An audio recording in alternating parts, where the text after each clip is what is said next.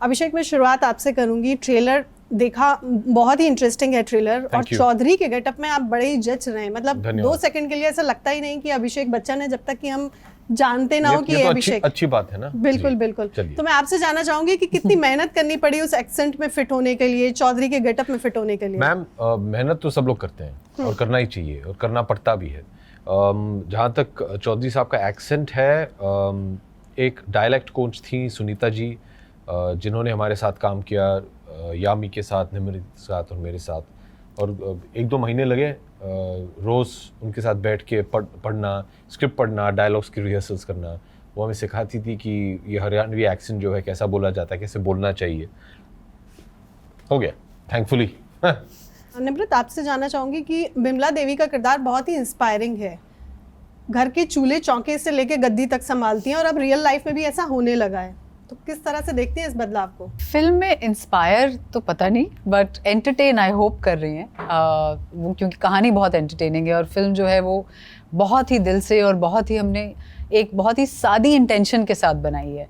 I think that's the best part, कि इस film में कुछ भी ऐसा हैवीनेस नहीं है किसी की भी, या सब अपनी अपनी एक अपनी छवि या अपने आप को घर पर छोड़ के, और एक बहुत ही मज़े के साथ ये फिल्म बनी है। तो ऐसी वो इंटेंशन उसमें बड़ी सादगी है। और रही बात इस तरह की जो जर्नीज़ रही हैं लोगों की, वो बहुत इंस्पायरिंग हैं। जो रियल लाइफ जर्नीज़ हैं, मैं उनसे इंस्पायर्ड रहती हूँ, क्योंकि वो रियल लाइफ लोग हैं जिन्होंने वो करेज रखा, और जिन लोगों ने उस तरह का एक मेंटल ग्रिट रखी कि कि हम ये कर सकते हैं, या हम किसी से कम नहीं हैं। अगर मौका मिले तो हम कुछ भी कर सकते हैं। कभी आप दोनों के साथ ऐसा हुआ स्कूल टाइम में कि कभी किसी ने आपको चैलेंज किया हो कि ये आप नहीं कर पाएंगे, और कर दिखाया हो? स्कूल में नहीं, पर मेरे साथ रिसेंटली मैं कनाडा में कुछ 4-5 साल पहले एक जगह थी, बहुत ठंड थी वहाँ पे, और मेरे साथ मेरी असिस्टेंट थी जो कि कनेडियन स्की चैम्पियन थी। वो मतलब कनेडियन स्की टीम में थी।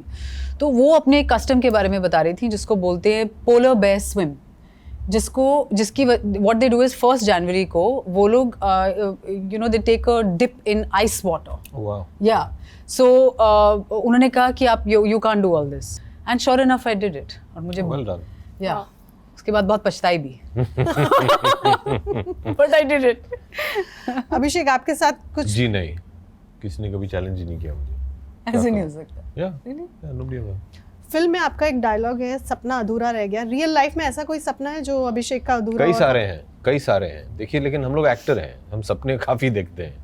हालांकि नींद पूरी करने के लिए ज़्यादा वक्त नहीं मिलता है हम लोगों को, लेकिन सपने तो बहुत सारे होते हैं, और रोज़ एक नया सपना हमें दिखता है, और हम चाहते हैं कि हाँ भैया ये भी करना चाहते हैं, ये भी करना चाहते हैं। तो खुशी इस बात की है कि हमारे प्रोफेशन के द्वारे हमें ये ढेर सारे मौके मिलते हैं कि जो कुछ भी सपने हों उन्हें पूरा करने की।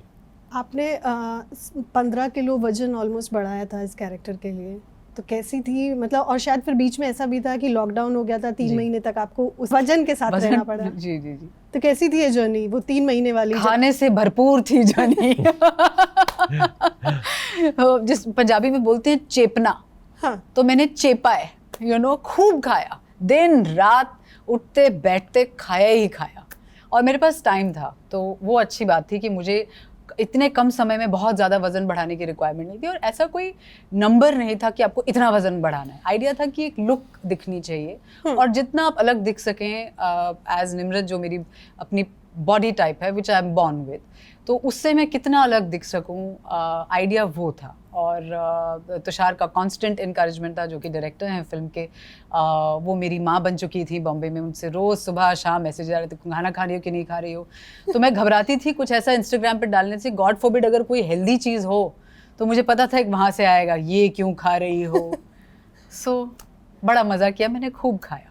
फिर उसके बाद प्रमोशन तक आते आते वापस वजन घटा कर धीरे धीरे वो जर्नी अभी चल रही है।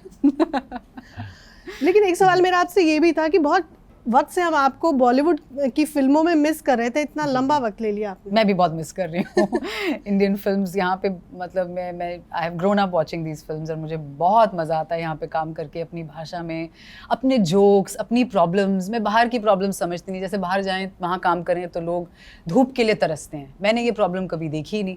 मतलब हम लोग जहाँ रहते हैं, हम लोग हमारे धूप ही धूप है, गर्मी ही गर्मी है, सो अपने लोग, अपनी प्रॉब्लम्स, हमारी अपनी जोक्स, हमारी रेफरेंसेस, उनको क्या पता क्या क्राइम मास्टर गोगो क्या है, या क्या अब्बा डब्बा जब्बा में क्या उनका क्या हंसू वहाँ पे, यू नो वो वाली सीरियसली होती हैं, आप जो मिस करते हो वो सब। बिल्कुल, और हम भी आपको मिस करते हैं, आप कंटिन्यू काम करती रहिए। मैं आप दोनों से जानना चाहूँगी, क्योंकि फिल्म एजुकेशन पे बेस्ड है, कहीं ना कहीं एजुकेशन का मैसेज देती है, तो मैं आप दोनों से जानना चाहूँगी कि एजुकेशन की कितनी इंपॉर्टेंस है और किस तरीके से आप चाहेंगे कि लोग और अवेयर हों, क्योंकि एजुकेशन हर किसी का एक बेसिक राइट है। इट्स अ पर्सनल ओपिनियन, लेकिन मेरा ओपिनियन ये है कि शिक्षित होना बहुत ही ज़रूरी है। शिक्षा से आपको दुनिया एक दूसरे नज़रिया से देखने को मिलता है और वो ज़रूरी है, लेकिन ये ज़रूरी नहीं है कि आपको कोई पर्टिकुलर मार्क मिले। हम उस पे ज़्यादा ध्यान देते हैं कि भैया हमारा ग्रेड क्या आया, परसेंटेज कितने आए। हमें इस चीज़ पे ध्यान देना चाहिए कि हम सीखे क्या हैं। आराध्या की अगर बात होती है, मतलब मैं आपसे जानना चाहूँगी एज अ फादर कितना उन पे ध्यान देते हैं, और एजुकेशन को लेके हर चीज़ को लेकर के। कौन एक जो भी कोई बाप हो वो अपनी बेटी या बच्चों पे ध्यान क्यों नहीं देगा? नहीं, बिल्कुल देगा। मैं आपसे जानना चाह रही थी, क्योंकि जिस तरीके से आपका शेड्यूल रहता है, बहुत हेक्टिक शेड्यूल रहता है, तो किस तरीके से वक्त लेकिन निकालते हैं? उनकी माँ जो है हमेशा उनके साथ रहती हैं, और इसलिए मैं धन्यवाद देना चाहूँगा ऐश्वर्या को कि क्योंकि वो इतना समय उसके साथ बिताती हैं, मुझे ये मौका मिलता है कि मैं बाहर जाके अपना काम कर सकूँ। एजुकेशन को लेकर के बात हो रही थी, मैं आपका भी वेट कर रही थी। जी, बहुत ज़रूरी है। मेरे पिताजी गांव में पढ़े थे, बड़े हुए थे। दिन में वो अपनी मम्मी के साथ खेती बाड़ी करने जाते थे, और रात को 1.5-2 किलोमीटर चल के एक बस स्टैंड पे एक लैम्प पोस्ट हुआ करता था, वहाँ पे उसके नीचे सब बच्चे बैठ के पढ़ते थे। सो उनसे जो मैंने इम्पोर्टेंस ऑफ एजुकेशन सीखी, जो वो जिस हद तक वो जाते थे जस्ट टू गेट स्कूलिंग, मुझे वो बहुत अच्छा लगता था, और मुझे लगता था किसी के लिए पढ़ाई इतनी इम्पोर्टेंट है, वो मेरे घर में ही है, यू नो। तो मैंने उस चीज़ को कभी भी फॉर ग्रांटेड नहीं लिया। आप दोनों से मैं जानना चाहूँगी, पैंडेमिक का वक्त कैसा था आप दोनों के लिए? आपकी तो लगातार बैक टू बैक इतने सारे प्रोजेक्ट्स चल रहे थे। मेरे लिए ठीक था। मुझे अच्छा ये लगा कि देखिए परिवार के साथ समय बिताना हमें मिलता नहीं है टाइम, लेकिन पैंडेमिक के दौरान ऐश्वर्या हमेशा कहती थी कि देखिए आप इतना उत्सुक मत होइए कि भैया काम करना है। ये सोचिए कि आपको ये मौका मिलता नहीं है कि अपने माता पिता, अपने बच्ची, अपने बीवी के साथ इतना क्वालिटी टाइम स्पेंड कर सकें। तो I look at it like that. मैंने हमेशा जीवन में ये कोशिश की है कि जो कुछ भी स्थिति हो उससे पॉजिटिविटी कैसे निकालें। तो for me it was very nice. मेरी सबसे बड़ी लर्निंग ये थी कि हमें एक्चुअली खुश रहने के लिए बहुत कम चीज़ों की ज़रूरत है, और कहीं पे हम वो भूल जाते हैं। हमें लगता है कि हम यहाँ जाना चाहते हैं, ये करना चाहते हैं, कॉन्स्टेंटली प्लान्स बनाना चाहते हैं, यू नो। बट एक्चुअली अगर आप रियली अपने आप से पूछें कि आपको खुशी कहाँ मिल रही है, I found some answers there. So second lockdown में तो मैंने बस खाया फिर दोबारा क्योंकि हम लोग 10वीं फिल्म कर रहे थे। बट ये 2 साल जो लगभग निकले ना, और मुझे ये भी समझ में आया कि मेरे लिए ज़िंदगी में कौन से लोग बहुत इम्पोर्टेंट हैं।